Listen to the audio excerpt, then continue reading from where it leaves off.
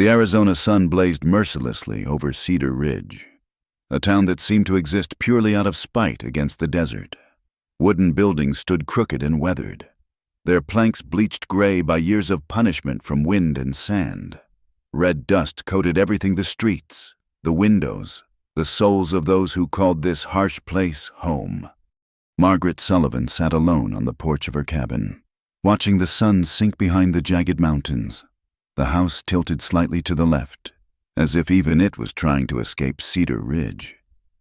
2 years had passed since she'd become a widow, yet the townspeople still whispered when she walked by, their eyes filled with that peculiar mixture of pity and judgment reserved for women who'd failed at their primary purpose. The cabin felt too large for one person. Every creak of the floorboards, every whistle of wind through the gaps in the walls reminded her of the silence where Thomas's voice should have been. She pressed her palm against her flat belly, a gesture that had become habit, though it brought only pain. "Never did give him a child," she whispered to the empty desert. The words tasted bitter as alkali water. The memory came unbidden, as it always did at sunset. Thomas had ridden out that morning 2 years ago, heading to Tucson for the medicine the traveling doctor said might help her conceive. She'd kissed him goodbye at this very door, tasting coffee on his lips, feeling the scratch of his beard against her cheek. Be back in 3 days. Maggie. He'd promised, using the pet name only he was allowed. With that medicine, we'll have a house full of young ones before you know it. But Thomas never made it to Tucson. A band of Apache raiders had attacked the wagon train 5 miles out of town. When the search party found him, they said it was arrows that did it, 3 of them. They told her, though she'd begged them not to say more. Margaret's hands clenched into fists, her nails digging crescents into her palms. The rage that had sustained her through those first terrible months flared hot in her chest. She stood abruptly, needing to move, to do something with the fury that threatened to consume her. Inside the cabin, she lit the oil lamp with shaking hands. The yellow light threw long shadows across the sparse furnishings a table Thomas had built. 2 chairs where only one was ever used now. A bed too large for a woman alone. On the mantel sat their wedding photograph, Thomas looking stern and proud, herself in her mother's dress, both of them so young and full of hope. "I will never love an Apache," she said to the photograph, her voice hard as flint. "Never." The words had become her prayer, her promise, her armor against the world. She'd sworn it first at Thomas's graveside, dirt still fresh on her hands, while Reverend Collins murmured about forgiveness and God's mysterious ways. She'd sworn it again when well-meaning neighbors suggested she might find comfort in remarrying, their eyes sliding away when she reminded them of her barren state. A coyote howled in the distance, its cry taken up by others until the night filled with their savage chorus. Margaret shivered despite the lingering heat. This land had no mercy for the weak, the alone, the childless. She thought of the women in town, their arms full of babies, their homes ringing with children's laughter. Martha Henderson had 7. Sarah Mills was expecting her 5th. Even young Lucy Palmer, married just last year, already showed the telltale roundness beneath her calico dress. And then there was Margaret Sullivan, the barren widow, living like a ghost at the edge of town. The next morning brought no relief from the heat. Margaret rose before dawn, as was her habit, and set about the endless tasks that kept her alive. Water from the well, bitter and warm. Cornbread from the meager supplies that had to last until her monthly trip to Muller's General Store. The vegetable garden that struggled against the desert, requiring constant vigilance against rabbits, insects, and the killing sun. As she worked, she noticed Josiah Barnes watching from his property line. The widower had taken to finding excuses to ride by her place since his wife died of fever last spring. He was a hard man, successful by Cedar Ridge standards, with a ranch that actually turned a profit most years. The townspeople whispered that it would be a good match, a widow and widower, both knowing the weight of loss. But Margaret saw the calculation in his eyes, the way he looked at her like a horse he was considering purchasing. She knew what he saw, a woman still young enough to work hard, old enough to be grateful for the protection of marriage, and best of all, proven barren so there'd be no new mouths to feed alongside his 3 motherless boys. "Morning, Mrs. Sullivan," Josiah called out, touching the brim of his hat. "Mr. Barnes," she replied, not pausing in her hoeing. "That garden's looking poorly. This drought's been hard on everyone." "I manage." He dismounted, approaching the fence that separated their properties. "A woman shouldn't have to manage alone. It ain't natural." Margaret's grip tightened on the hoe. "Lots of things in this world ain't natural, Mr. Barnes. We make do with what the Lord gives us." "The Lord also says be fruitful and multiply," he said, his meaning clear despite the biblical wrapper. "My boys need a woman's touch, and you, well, you need protection. These are dangerous times, what with the Apache getting bolder every day." The mention of Apache made her blood run cold, then hot. She turned to face him fully, her eyes hard. "I've survived 2 years on my own. I'll survive 2 more, or 20, if need be. Pride goeth before a fall, Mrs. Sullivan." "Then I'll fall on my own terms. Mr. Barnes, good day to you." She turned her back on him, returning to her struggling vegetables. After a long moment, she heard his horse moving away, but she knew he'd be back. Men like Josiah Barnes always came back, patient as vultures. The day wore on, each hour an endurance test against the heat. Margaret worked until her hands bled, welcoming the pain that distracted from deeper hurts. When the sun reached its zenith, she retreated to the relative cool of the cabin, sitting in the darkness with a cup of water, letting sweat dry on her skin. This was her life now, work and solitude, punctuated by awkward encounters with those who pitied or desired her. The woman she'd been Thomas's bright-eyed bride, full of dreams about children and laughter and a home that rang with life. That woman had died alongside her husband on that blood-stained road to Tucson. What remained was this creature of dust and determination, held together by hate and habit. The Apache had taken everything from her husband, her future, her purpose as a woman. All she had left was her promise, carved into her heart like words on a tombstone. Never, never would she forgive. Never would she forget. And never, never would she love one of them. As night fell again over Cedar Ridge, Margaret Sullivan sat in her tilting house, a ghost among the living, a woman defined by what she'd lost and what she'd sworn never to find again. The coyotes resumed their nightly chorus, and somewhere in the darkness, the desert waited with its terrible patience, knowing that all promises, like all things beneath the Arizona sun, eventually turned to dust. The morning air carried an unusual chill as Margaret made her way to the creek with her water buckets. October had arrived, bringing with it the promise of cooler days, though the desert rarely gave up its heat without a fight. The creek ran low this time of year, barely more than a trickle between the red rocks, but it was reliable, one of the few things in this harsh land that could be counted upon. She had nearly reached the water when she saw it, a dark stain on the sandy bank, too fresh to be anything but blood. Margaret froze, her buckets forgotten. The stain led away from the creek, droplets marking a path through the scrub brush and mesquite. Her first instinct was to turn back, to pretend she'd seen nothing. Whatever had bled here was no concern of hers. But something, curiosity, perhaps, or the simple human need to know, made her follow the trail. It wound between the rocks, growing thicker, fresher. Whatever was bleeding was still bleeding.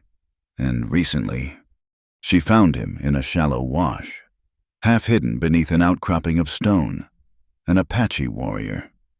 There was no mistaking it, the long black hair, the distinctive clothing, the copper skin now gray with blood loss. He lay on his side, one hand pressed to his ribs where dark wetness seeped between his fingers. Margaret's heart hammered against her ribs. Every instinct screamed at her to run, to get Thomas's rifle from the cabin, to alert the town. Here was her enemy, helpless before her. Here was justice, delivered by God's own hand. She took a step backward, then another. Let him die here, alone and unmourned, as Thomas had died. Let the buzzards have him. Let the desert claim another Apache soul. But she paused at the top of the wash, something nagging at her. If he died here, so close to her water source, the body would be found. Questions would be asked. Why hadn't she reported it immediately? Had she known he was there? Was she somehow involved? And worse, what if his people came looking? They would track him here, find his body, see her cabin just over the rise. The Apache were known for their revenge, swift and terrible. A dead warrior so close to her home might bring more of them, seeking someone to blame. Self-preservation won over hatred. She couldn't leave him here, alive or dead. Margaret climbed back down into the wash. The warrior's eyes were closed, his breathing shallow and rapid. Up close, she could see he'd been shot a rifle wound, probably from a cavalry patrol or maybe bounty hunters. The bullet had passed through his side, leaving a hole that wept steadily. "Can you hear me?" she asked, not expecting an answer. His eyes fluttered open, dark eyes, unfocused with pain and blood loss. For a moment they stared at each other, predator and prey, though she couldn't say which was which. "Help," he whispered in accented English. "Please." The word hit her like a slap. How dare he ask for her help?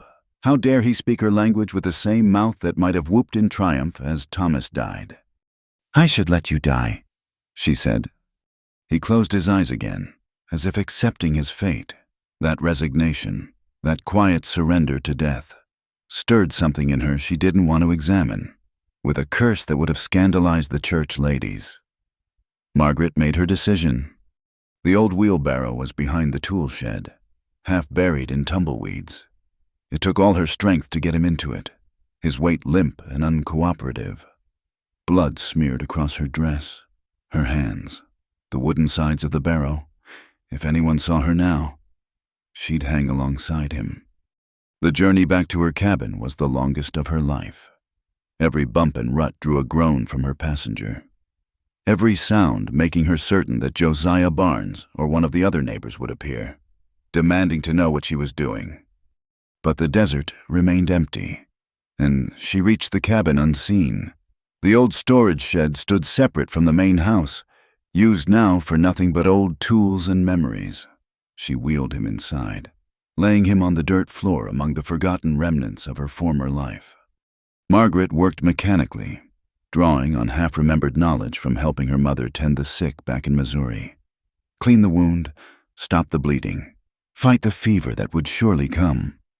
She tore her oldest petticoat into bandages, used the last of her good whiskey to clean the wound, packed it with clean cloth. He drifted in and out of consciousness, muttering in his own language words she didn't understand and didn't want to. When she'd done all she could, she sat back on her heels, studying her enemy by the light filtering through the shed's gaps. He was younger than she'd first thought, perhaps 30 summers. Scars marked his arms and chest, proof of a violent life. His face, beneath the pain, held a strength that even approaching death couldn't diminish. This was what Thomas had faced in his last moments, this fierce, alien presence. "I should let you die," she said again. But the words rang hollow now. She'd already chosen, already crossed a line that couldn't be uncrossed. That night, she barely slept. Every sound made her start, certain that someone had discovered her secret. When dawn came, she crept to the shed with water and found him still breathing, though fever had taken hold. His skin burned beneath her touch as she forced water between his cracked lips. For 3 days, she fought to keep him alive, though she couldn't say why. It became a grim contest between her will and death's pull. She used every remedy she knew, willow bark tea for the fever, poultices of desert plants her Mexican neighbor had once shown her, constant cleaning and rebandaging of the wound. On the 3rd night, his fever broke. She found him conscious when she entered the shed, those dark eyes tracking her movement with surprising clarity. "You saved me," he said, his English careful but clear. I haven't decided yet, Margaret replied. You might still die. Then why? She had no answer for that, so she busied herself checking his bandages. The wound looked better, no longer weeping infection. He might actually survive, and then what, she couldn't keep an Apache warrior hidden in her shed forever. What's your name? She heard herself asking. Nicholas, he said, then added something in Apache that sounded like Nietzsche. That's not an Apache name. Mission school, he explained with a bitter smile. They gave us Christian names, said it would save our souls. Margaret didn't want to think about him as a child in a mission school. Learning English, being given a white man's name. It was easier when he was just Apache, just the enemy. I'm leaving water and food, she said brusquely. I'll check again tonight. Don't try to leave. You'll tear open that wound and die in the desert. Why save me just to let me die later? She paused at the shed door. Because when you die, it won't be on my land, bringing your people here seeking revenge. That's all. But as she walked back to the cabin, she knew it was already more complicated than that. She'd touched his burning skin, forced water past his lips, fought death itself to keep him breathing. Somehow, in those long hours of tending him, he'd stopped being just Apache and become something more dangerous, a man, wounded and vulnerable, depending on her for life itself. Margaret pressed her hands against her face, feeling the weight of her betrayal. What would Thomas think? Seeing her now, she'd sworn an oath on his grave. And here she was, nursing his killer's kinsman back to health. But Thomas was dead, and she was alone, and the wounded man in her shed was alive despite every reason he shouldn't be. The world had become more complex than her simple vow allowed for, and Margaret Sullivan, barren widow of Cedar Ridge, found herself standing at the edge of a precipice she'd never imagined approaching. Tomorrow, she told herself, tomorrow she'd figure out what to do with him. Tonight, she'd check his bandages one more time, bring him water, make sure the fever hadn't returned. Just one more night of this strange, terrible mercy. Then she'd decide. But deep in her heart, in places she didn't dare examine, Margaret knew the decision had already been made the moment she'd chosen to follow that trail of blood instead of walking away. A week passed before Nicholas could sit upright without the world spinning. Margaret had developed a routine checking on him before dawn and after dusk, when the risk of being seen was lowest. Their conversations were brief, functional exchanges about water, food, and the state of his wound. But on the 8th morning, she found him standing. You'll tear the wound open, she said sharply, setting down the water bucket with more force than necessary. I need to regain my strength, he replied, though sweat beaded on his forehead from the effort. I've been burdened enough. Sit down before you fall down. To her surprise, he obeyed, lowering himself carefully back to the makeshift bed she'd created from old horse blankets. As he moved, something fell from his clothing, a small leather pouch, decorated with beadwork. Margaret picked it up before he could, curiosity overcoming caution. The leather was soft, well worn, the beadwork intricate despite its small size. What is this? Nicholas hesitated before answering. Medicine bundle, for protection. Didn't work very well, did it? A ghost of a smile crossed his face. I'm alive. Maybe it worked better than you think. She handed it back, disturbed by the moment of almost humor between them. This was how it started. She knew the small human moments that made enemies into people. The wound's healing clean, she said, changing the subject. Another week, maybe 2, and you can leave. Where would I go? The question was quiet, matter of fact. My band thinks me dead. If I return now, weak as I am, I bring danger to them. The soldiers are looking for any excuse to attack. Margaret hadn't considered this. She'd assumed he'd simply vanish back into the desert once healed, returning to wherever Apache went when they weren't raiding and killing. That's not my problem, she said, but the words lacked conviction. No, he agreed. You've done more than anyone could expect. More than I had right to hope for. Why were you alone when you were shot? Nicholas was quiet for so long she thought he wouldn't answer. When he spoke, his voice carried a weight of grief she recognized too well. Hunting. My sister's children needed meat. The drought has been hard game scarce. I traveled far from our camp, following deer sign. He touched his side gingerly. The soldiers found me first. Sister's children, not your own. No wife, no children. He looked at her directly then, those dark eyes holding depths she didn't want to explore. My brother died 2 winters ago. Soldiers attacked our winter camp. I raised his children as my own. The parallels were too sharp, too painful. Margaret stood abruptly, needing distance. I'll bring more water later. But Nicholas wasn't finished. Your husband, how did he die? The question hit her like a physical blow. You know how your people killed him. My people are many bands, many groups. Was it White Mountain, Chiricahua, Mescalero? Does it matter Apache is Apache? Would you blame a man from Missouri for something done by a man from Texas? They're both white men. That's different. Because it's your loss. Your pain. I understand this. His voice grew quieter. 2 winters ago, when the soldiers came, they killed my brother, his wife, their baby daughter. She was 2 months old. The soldiers said Indians are Indians. Apache is Apache. Margaret felt the ground shifting beneath her feet. She didn't want to hear this. Didn't want to think of Apache babies or grieving uncles. It was easier when they were just savages, just the enemy. I need to tend my garden, she said, fleeing the shed and his uncomfortable truths. But that night, she returned as promised and found herself lingering. Nicholas spoke of his childhood, the mission school where he'd learned English, the harsh discipline of the white teachers, the joy of returning to his people each summer. She found herself sharing her own memories growing up in Missouri, meeting Thomas at a church social, the dreams they'd carried west. Why did you come here? Nicholas asked.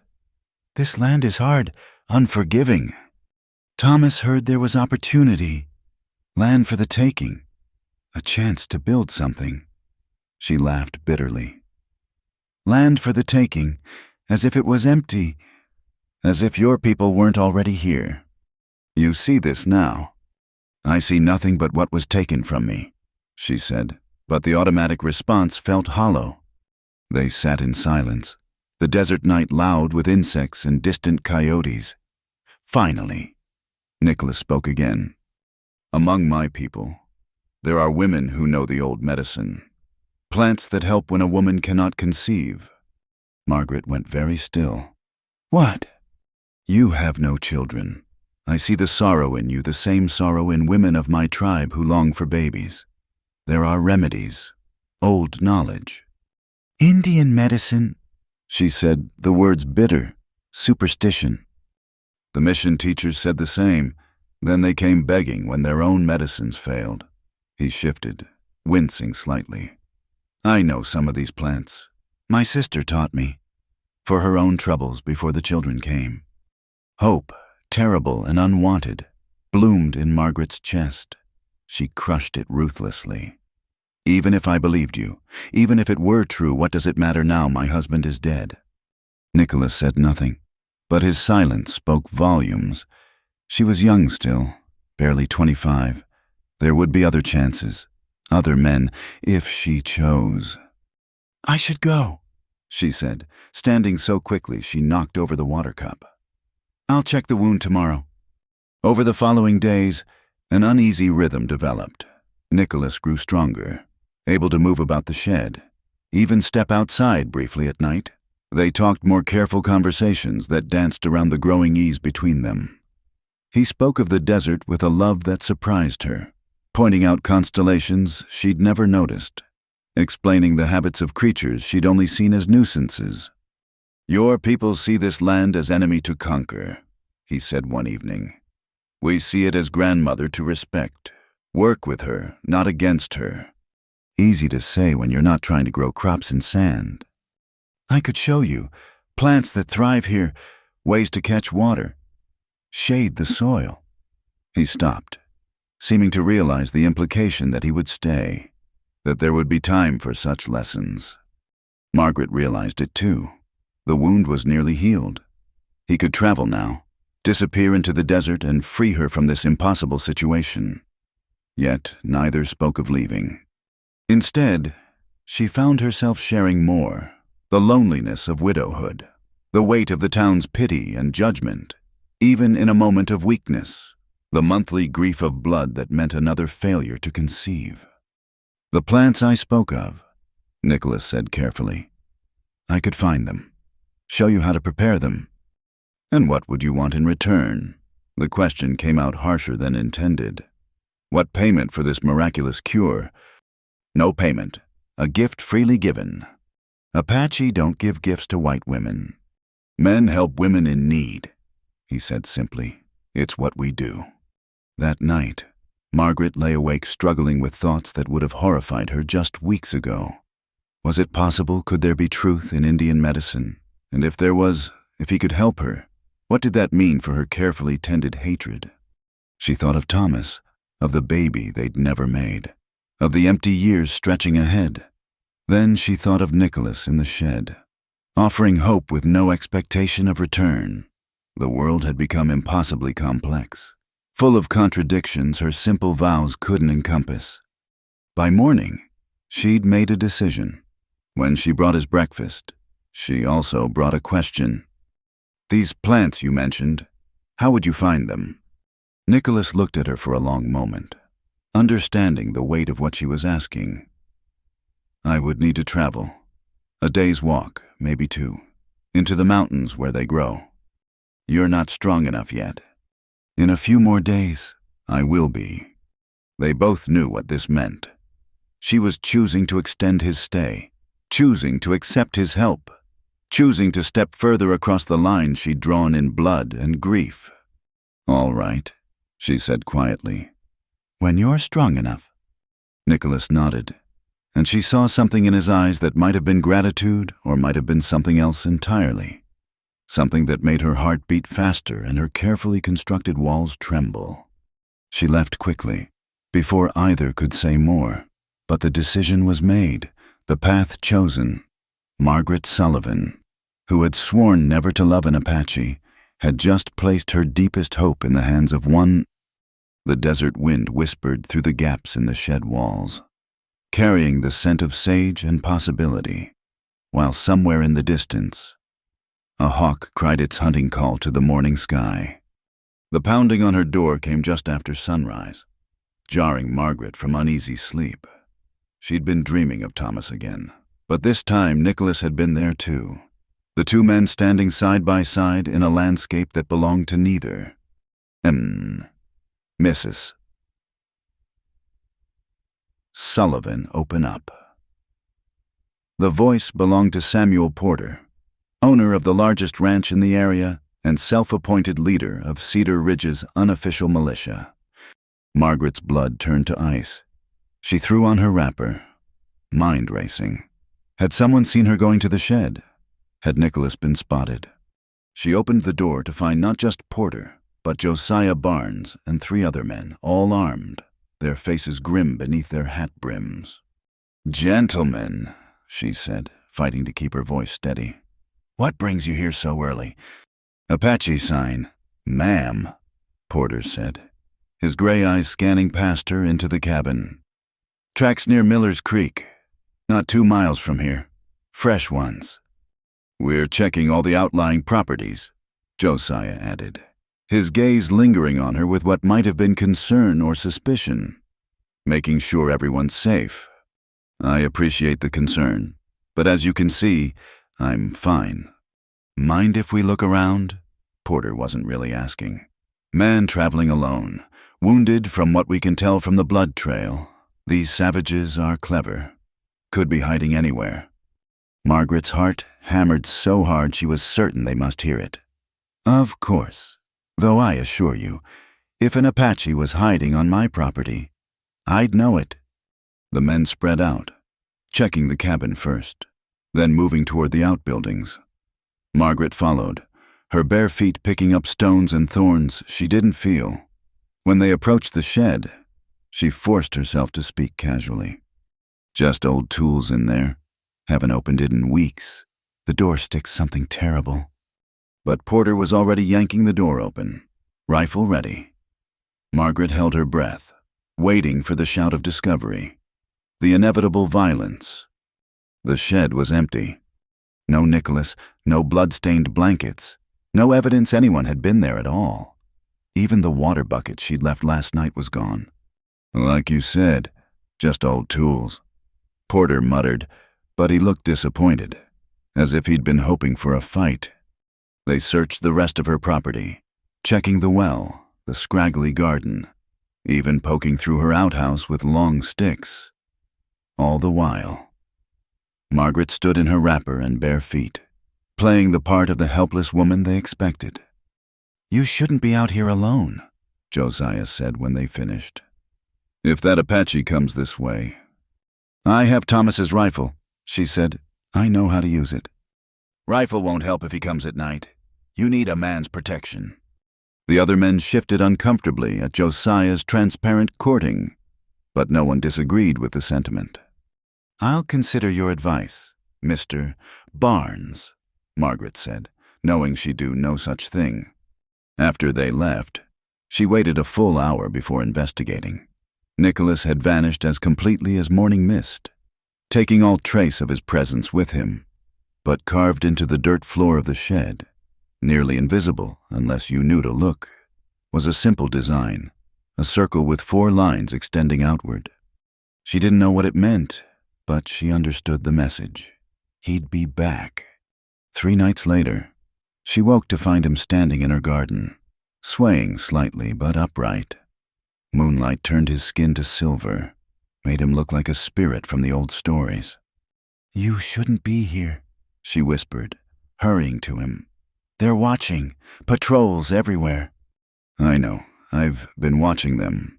He held out a leather pouch, different from his medicine bundle. "The plants you need. I found them." Her hand shook as she took the pouch. It was heavier than expected, warm from his body heat. How do I prepare them?"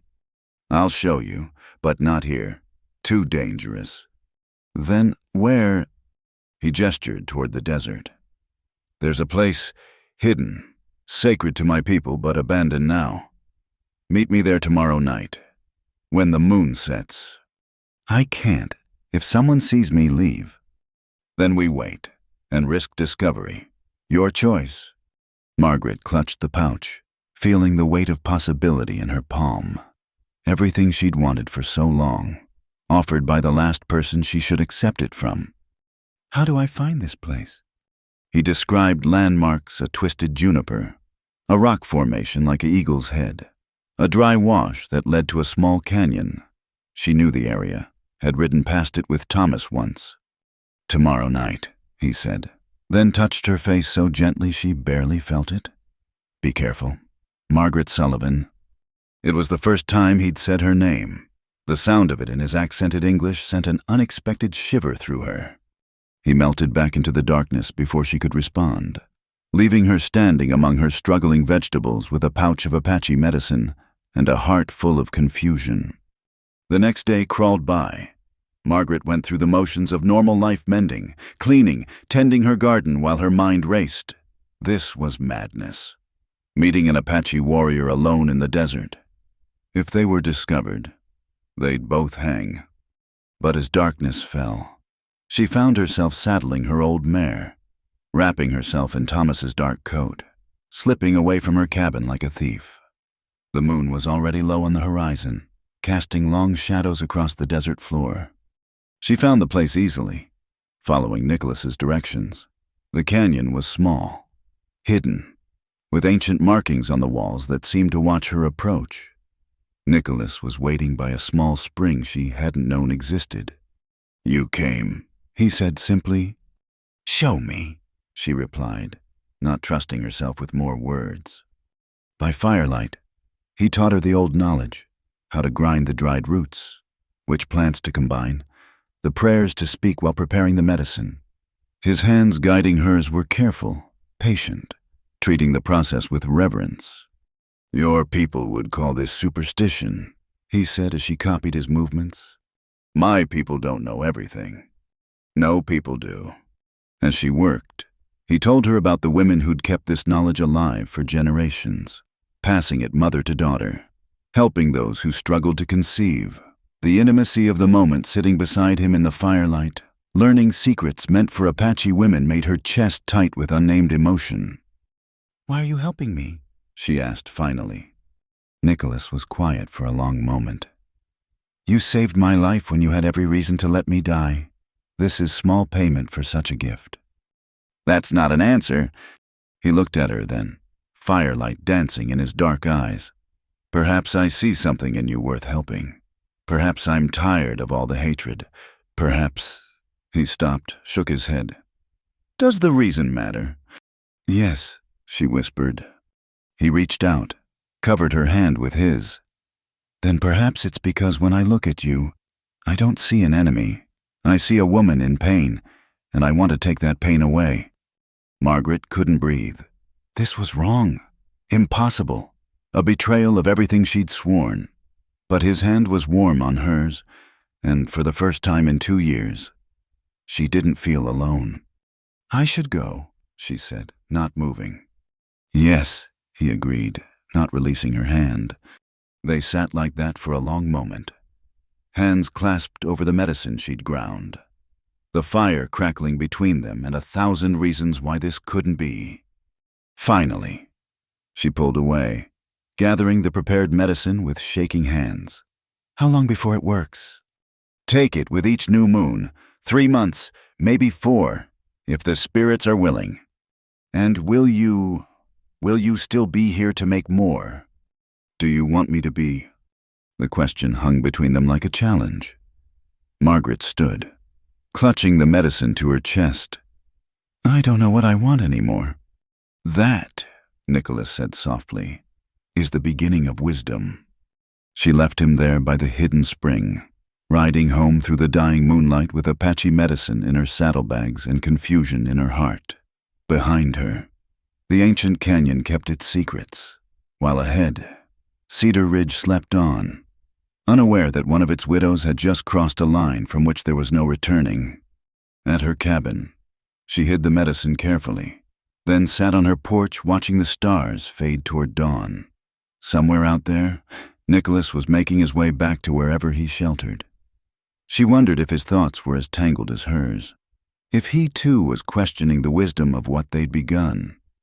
But when she touched the hidden pouch of medicine, hope fluttered in her chest like a caged bird suddenly glimpsing sky. For the first time since Thomas died, she had something to believe in, even if it came from the last source she'd ever expected. The sun rose over the desert, painting the world in shades of gold and red, and Margaret Sullivan began the first day of a life she no longer fully understood. The storm came without warning. Margaret woke to thunder that shook her cabin walls and lightning that turned night to day in violent flashes. But it wasn't the weather that made her blood freeze. It was the voices outside, barely audible over the wind. She crept to the window, peering through the gap in the shutters.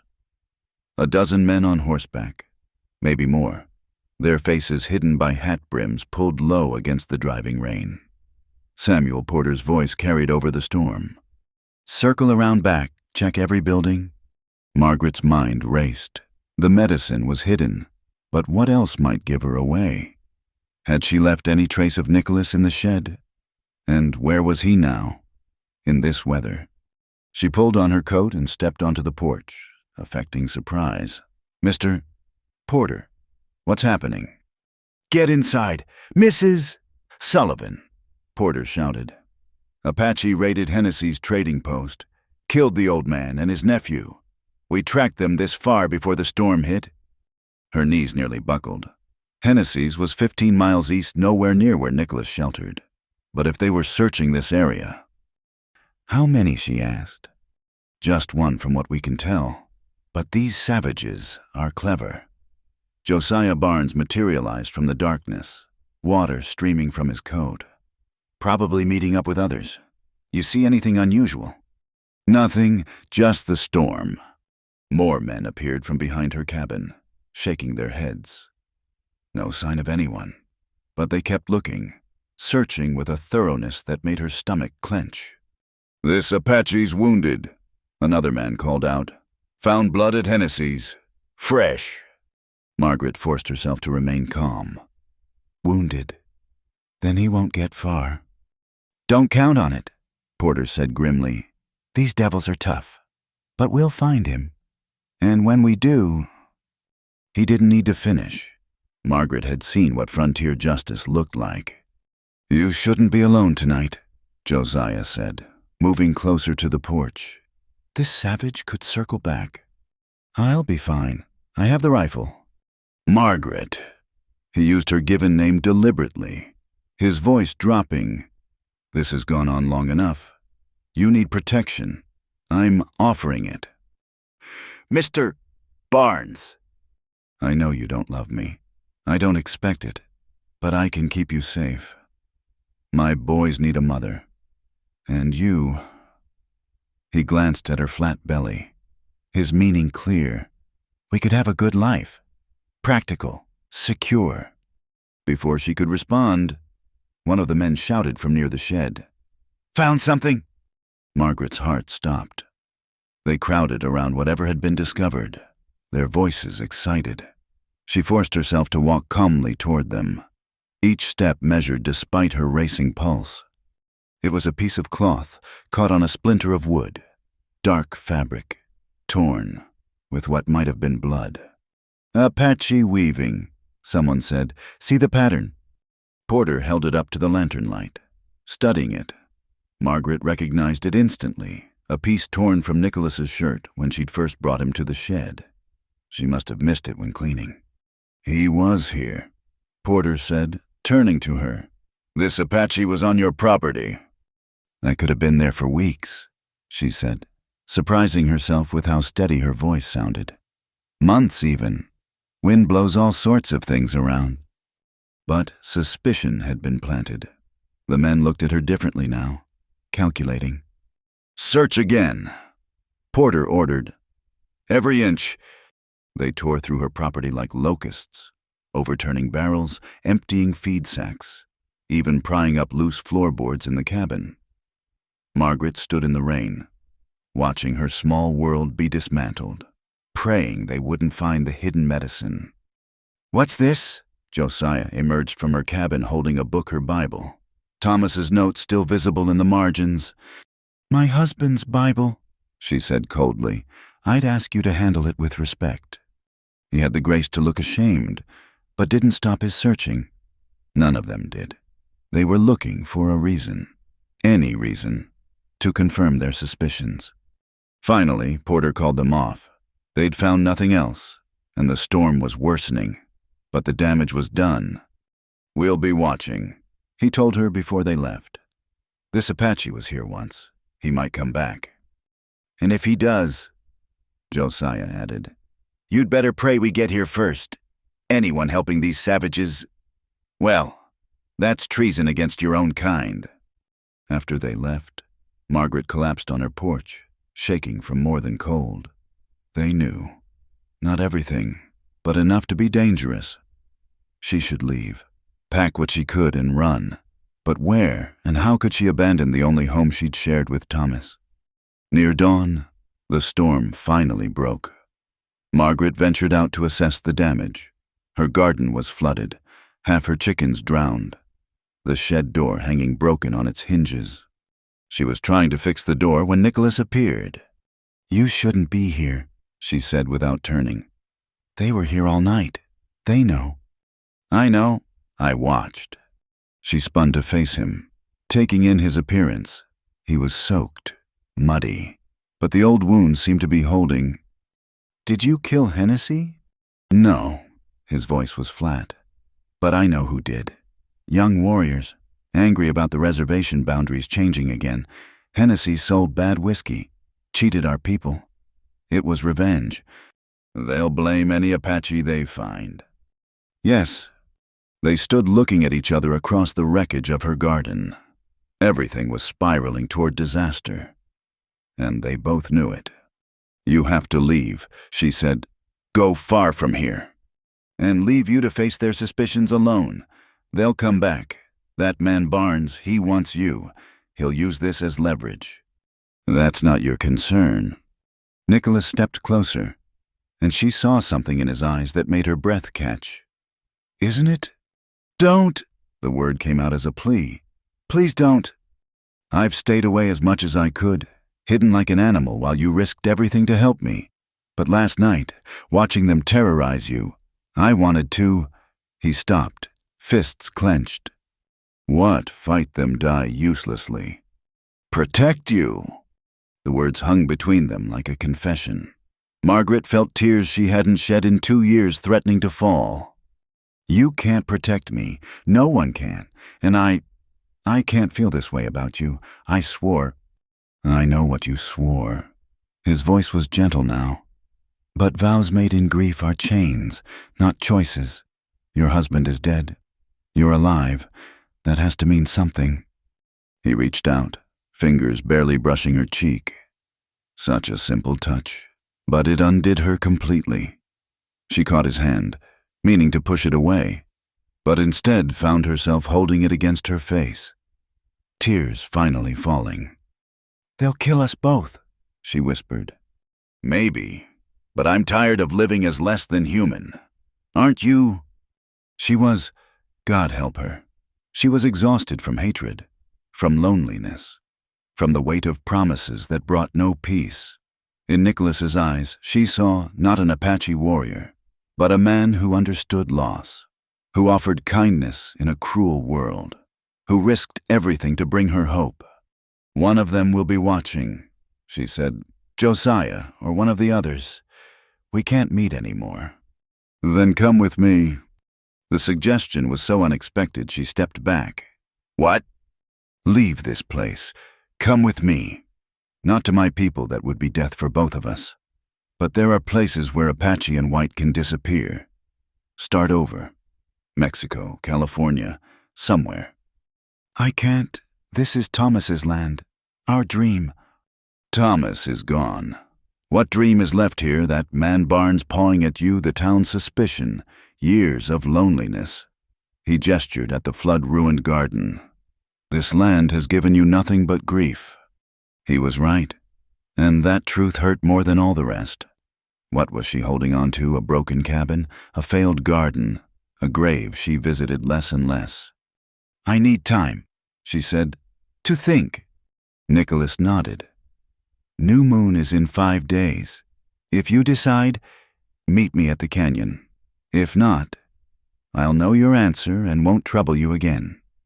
He turned to go, then paused. "The medicine, did it survive their search?" "Yes." "Good. Keep taking it. Whatever you decide about us. Don't give up hope for a child. You deserve that happiness, even if it comes without me." Then he was gone, vanishing into the morning shadows, leaving Margaret standing among the wreckage of her old life, a choice before her that would have been unthinkable just weeks ago. She spent the rest of the day cleaning up storm damage, but her mind was far away, turning over impossible possibilities and dangerous dreams. As the sun set, she saw riders on the horizon watching, waiting. 5 days. She had 5 days to choose between the safety of misery and the danger of hope. The morning they came for Nicholas. Margaret was drawing water from the well. She heard the horses before she saw them too many to count, their hoofbeats like thunder across the desert floor. By the time she reached the cabin, they had him. He knelt in her yard, hands bound, blood trickling from a cut above his eye. Samuel Porter stood over him with a satisfied expression, while what seemed like half of Cedar Ridge formed a circle of judgment. "Found him holed up in Skeleton Canyon," Porter announced. "Just like we figured, waiting to meet up with his murdering friends." Margaret forced herself to walk slowly, deliberately, showing none of the panic clawing at her throat. "What's this about?" "Justice, Mrs. Sullivan." Josiah Barnes dismounted, his eyes never leaving her face. "This is the savage who killed Hennessy." We're taking him to town for trial." "Trial," someone scoffed. "What's to try? He's Apache. He was in the area. He's guilty." Murmurs of agreement rippled through the crowd. Margaret saw the rope already coiled on Porter's saddle and understood there would be no trial. Nicholas raised his head, meeting her eyes. In that glance, she saw he expected nothing from her, would blame her for nothing. He was giving her permission to stay silent, to save herself. That silent absolution decided her. "He didn't kill Hennessy," she said. The crowd went still. All eyes turned to her. "And how would you know that?" Porter's voice was dangerously quiet. Margaret lifted her chin. "Because he was here, wounded. I found him by the creek and tended his injuries. He couldn't have raided anything, he could barely walk." The silence that followed was deafening. Then everyone spoke at once, voices rising in outrage and disbelief. Through it all, Josiah stared at her with something like horror. "You harbored an Apache?" He said it like she'd confessed to consorting with the devil himself. "Fed him, helped him." "I helped a wounded man," she replied, "as Christian charity demands." "Christian charity doesn't extend to savages who murder our people." "He didn't murder anyone. He was here, recovering. I can show you the bloodied bandages if you need proof." "Proof?" Porter laughed harshly. "The only proof I need is that you're a traitor to your own kind. You know what we do to Indian lovers." The phrase hit like a slap. Indian lover. Once branded with those words, there was no going back. "I know what you do to innocent men," she said steadily. "I won't stand by and watch you murder someone for crimes he didn't commit." "Your husband would be sick," someone called out, "knowing his wife helped the very savages who killed him." "My husband believed in justice." Margaret shot back. "Not mob rule." "Enough." Porter drew his pistol. "Barnes, take her inside. We'll deal with her after." "No." Josiah's refusal surprised everyone, including himself. She's confused, grief-addled, living alone too long. She doesn't know what she's saying." "I know exactly what I'm saying." Margaret moved closer to Nicholas, close enough to see the bruises forming on his face. "This man is innocent of Hennessy's death. If you hang him, you're murderers, nothing more." "Step aside, Margaret." Josiah's voice held a pleading note. "Please, don't make this worse." "Worse?" She laughed, high and bitter. "What could be worse than watching you kill an innocent man while I stay silent?" "He's Apache. They're all guilty." "Then you're no better than them." The words exploded from her. "You say they're savages who kill indiscriminately.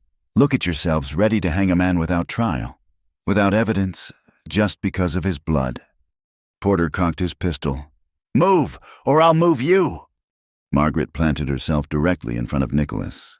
"Then you'll have to shoot me first." "Margaret," Nicholas spoke for the first time, his voice rough. "Don't. It's not worth—" "Yes, it is." She didn't look at him, keeping her eyes on Porter's gun. "I've been dead for 2 years. If I die today, at least it's for something." The standoff stretched taut. Margaret could hear her own heartbeat, feel the sun burning her shoulders, smell the dust and sweat and fear. She waited for the shot, almost welcomed it. Then hoofbeats disciplined. Military, a cavalry unit rounded the rise, led by a captain she didn't recognize. The mob shifted uneasily as 20 soldiers surrounded them. "What's going on here?" The captain's voice carried authority. "Apache prisoner, Captain Garrett," Porter said, not lowering his gun. "Murdered Hennessy and his boy. Then he'll be taken to Fort Grant for proper trial." Garrett surveyed the scene, taking in Margaret's protective stance. "Lower your weapon, sir." "Military's got no jurisdiction here." "I beg to differ. This man is Apache, making it federal business. Sergeant, take custody of the prisoner." The soldiers moved efficiently, forcing the mob to give ground. 2 of them hauled Nicholas to his feet. Not gently, but not with the vicious intent of the townspeople. "Ma'am," Garrett addressed Margaret. "Did this man threaten you?" "No." She met his eyes steadily. "I was preventing a lynching." "She's been harboring him," Porter protested. "She admitted it?" Garrett studied her for a long moment. "Is this true?" "I gave aid to a wounded man. Last I heard, that wasn't a crime." "It is if he's a hostile Indian." "Was he hostile when you found him?" She saw the captain trying to parse the legal complexities and pressed on. "He was alone, wounded, seeking no conflict. I acted from Christian mercy, nothing more." "She's lying," someone shouted. "Everyone knows she's been acting strange, refusing Barnes's proposals, living alone like some hermit." "That's enough." Garrett's tone brooked no argument. "Mrs. Sullivan, Margaret Sullivan. Mrs. Sullivan, you may be called to testify at the trial. Until then, I suggest you consider your position carefully. Aiding hostiles is a serious matter." "I understand." The soldiers prepared to leave. Nicholas bound in their wagon. As they started to move, he turned back. Finding her eyes one last time, he mouthed something, 2 words she couldn't quite catch but understood anyway. Then they were gone, leaving her facing a crowd of her neighbors who now looked at her as the enemy. "This isn't over," Porter said quietly. "Indian lover or grief-mad. Either way, you're not welcome here anymore." "I never was," Margaret replied. One by one, they left, until only Josiah remained. He dismounted, approaching her with something between pity and revulsion. "Why?" he asked simply. "Because it was right." "Right?" He shook his head. "You've destroyed yourself. No decent person will speak to you. No one will trade with you. You'll starve out here." "Better than living with blood on my conscience." "And when they hang him anyway, because they will, trial or no trial, what then?" Margaret finally felt the trembling she'd held at bay. "Then at least I tried." Josiah studied her for a long moment. "I would have protected you, given you a home, a place in society. In exchange for what? My silence, my complicity." She met his gaze unflinchingly. "That price is too high." He mounted his horse without another word. At the property line, he turned back. "You have a week to reconsider. After that, don't expect mercy from any of us." After he left, Margaret sank to her knees in the dirt where Nicholas's blood had dripped. She'd crossed the line now, publicly, irrevocably. There was no going back. But as the sun set over the desert, she felt something she hadn't experienced in 2 years' peace. She'd chosen a side, not Apache or white, but right over wrong. Whatever came next, she could face it with a clear conscience. That night, she packed methodically. Food, water, ammunition for Thomas's rifle, the medicine Nicholas had prepared for her, carefully wrapped. If she was going to be driven out anyway, she might as well choose her own terms. Come morning, she'd ride to Fort Grant, she'd testify, fight for Nicholas however she could, and after that, she'd see what kind of life was possible for a woman who'd chosen justice over safety, truth over tribe. The stars emerged one by one, and Margaret Sullivan prepared for war. The land near San Carlos stretched brown and endless under the autumn sun. Margaret's new cabin sat on a rise overlooking a narrow creek, smaller than her old home but solid, built with her own hands and the help of a few Mexican laborers who didn't care about her reputation. 6 months had passed since the trial at Fort Grant. 6 months since she'd testified before a military tribunal, explaining how she'd found Nicholas wounded, how he couldn't have been at Hennessy's when the murders occurred. Her testimony, combined with evidence that other Apache had boasted of the killings, had saved him from hanging. Barely. 2 years at San Carlos Reservation. It might as well have been a death sentence of another kind. But at least he lived. Margaret had sold her property in Cedar Ridge for half its worth, the only buyer willing to deal with an Indian lover. The money bought this smaller plot 60 miles south, close enough to San Carlos that she could make the monthly journey to see Nicholas. She was preparing for tomorrow's visit when the nausea hit. Margaret barely made it to the wash basin, her stomach rebelling against the morning coffee. When the spasms passed, she sat shakily on her bed, counting days in her head. Her monthly blood was late, 2 weeks late. With trembling hands, she reached for the calendar. Though she knew the count was right, the other signs were there too, the tenderness in her breasts, the bone-deep exhaustion, the way certain smells suddenly turned her stomach. "No," she whispered to the empty cabin. "It can't be." But even as denial rose, her hand moved instinctively to her belly, the medicine Nicholas had prepared, that she'd faithfully taken each new moon, the impossible hope she'd carried. Margaret forced herself to think rationally. It could be false hope. Her body had betrayed her before. Phantom symptoms that came to nothing. She wouldn't let herself believe until she was certain. But as she hitched the wagon for her journey to San Carlos the next morning, she couldn't suppress the flutter of possibility. The reservation sprawled across the flatlands like an open wound on the earth. Soldiers manned the entrance, checking her papers with the same suspicious looks they gave every month. She'd become known here the white woman who visited the Apache prisoner, who brought him books and small comforts. Nicholas was thinner than last month, his face gaunt beneath sun-darkened skin. They sat across from each other in the visiting area, watched by guards who'd grown bored with their lack of drama. "You look tired," he said in lieu of greeting. "The harvest was difficult. I managed, though." "Good." He studied her face with those dark eyes that saw too much. "Something's different." Margaret glanced at the guards, then back to him. "I'm late," she said quietly. Nicholas went very still. "How late?" 2 weeks, and I've been sick in the mornings." His eyes dropped to her belly, still flat beneath her worn dress. When he looked up, she saw moisture gathering. "The medicine worked." "I don't know. Maybe it's too early to be certain." "But you think—" "I think maybe—" She couldn't say more, couldn't voice the hope that threatened to overwhelm her.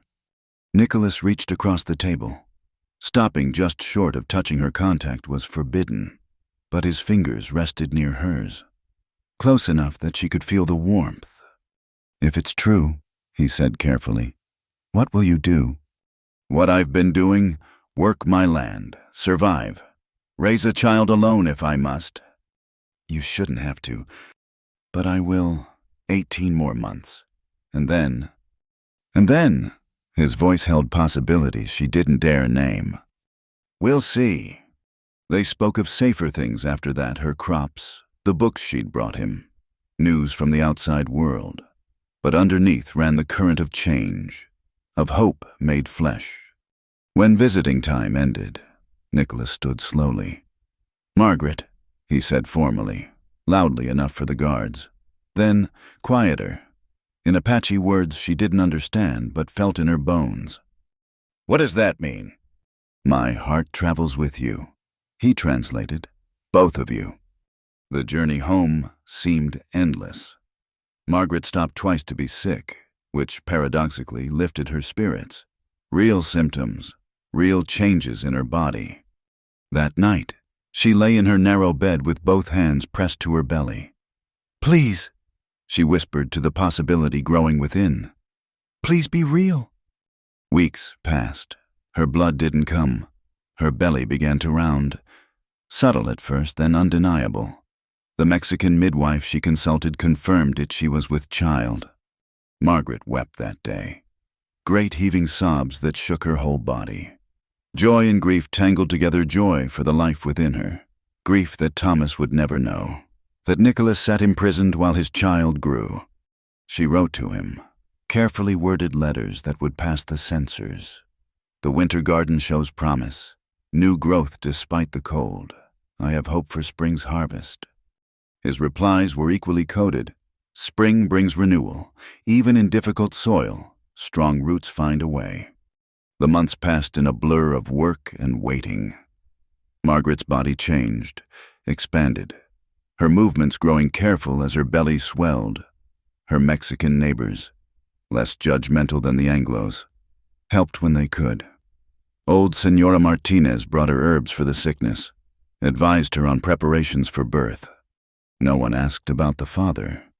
Perhaps they assumed it was her dead husband's miracle child. Perhaps they suspected the truth but chose kindness over curiosity. Either way, she was grateful. She visited Nicholas each month until travel became too difficult. Their last meeting before her confinement. She could barely hide her condition beneath a loose coat.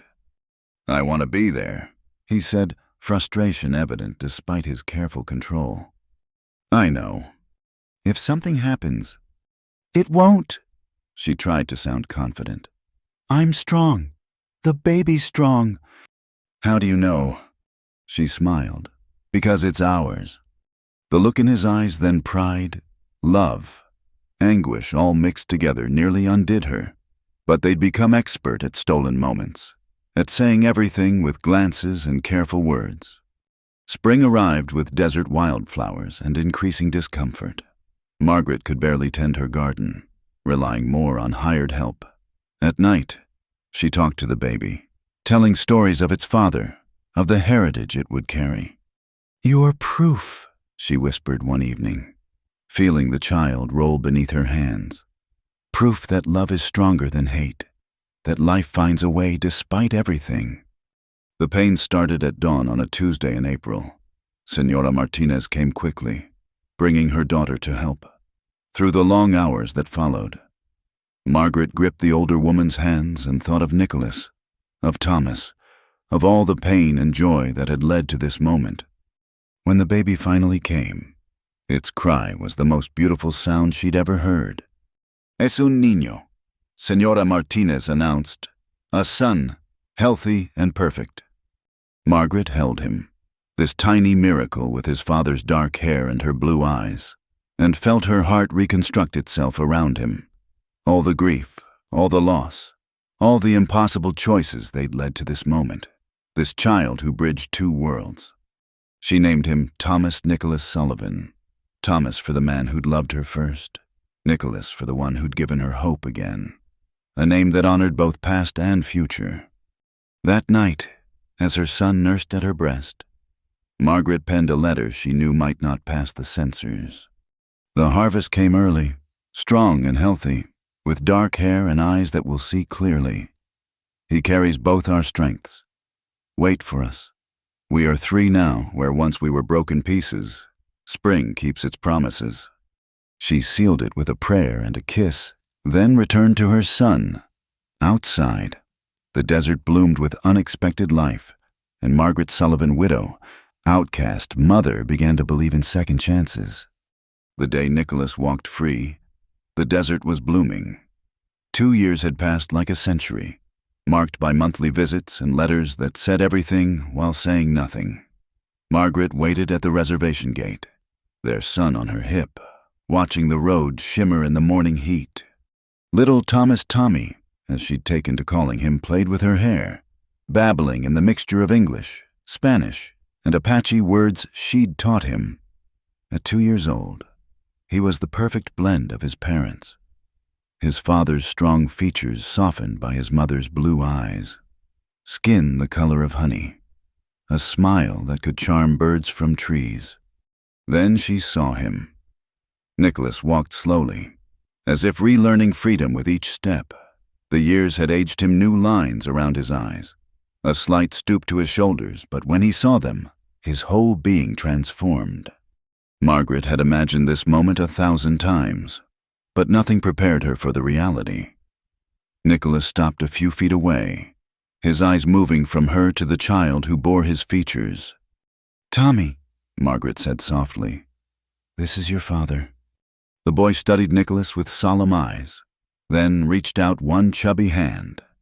"Papa!" Nicholas made a sound half sob, half laugh, and closed the distance between them. His hands shook as he took his son for the first time, holding him like spun glass. "My son," he whispered in Apache, then English. "My beautiful son." Tommy, with the fearlessness of children, patted Nicholas's face and giggled, "Papa cry."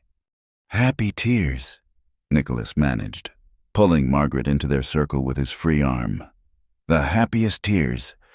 They stood there in the dust and heat, a family reunited against all odds. While guards and other released prisoners moved around them, finally, Nicholas spoke again.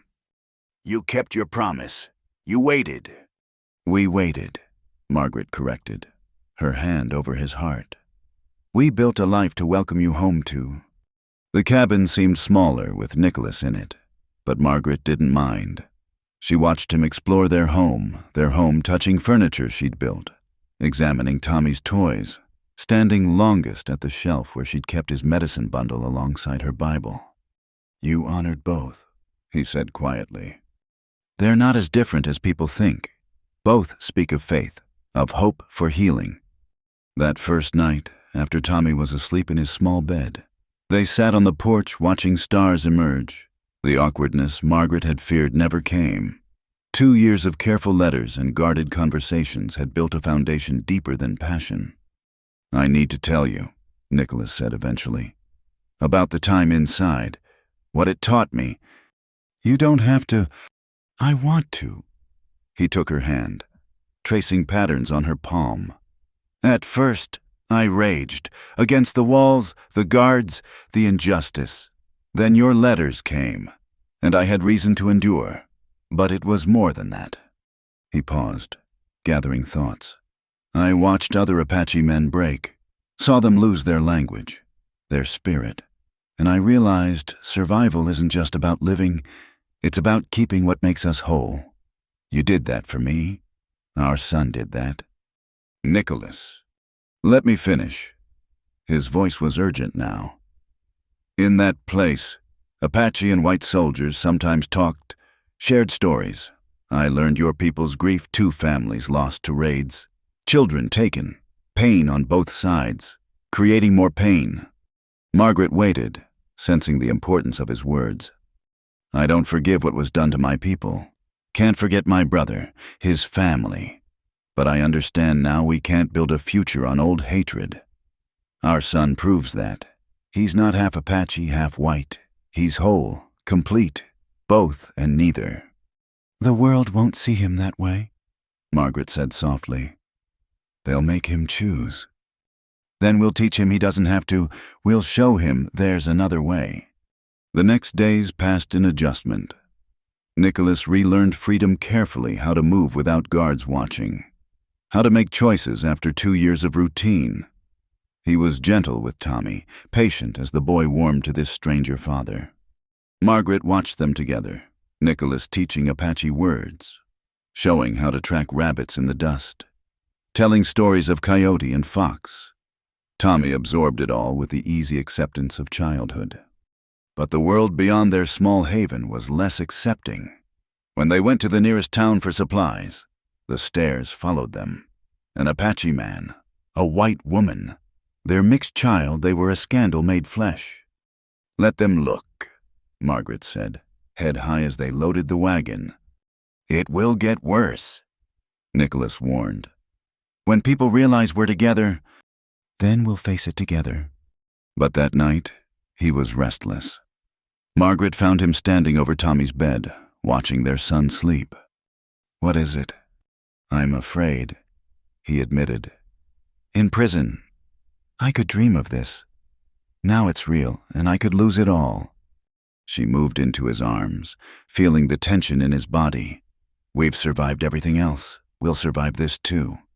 Will we? Your people won't accept us. Mine might not either. Where do we belong? Here, she said firmly.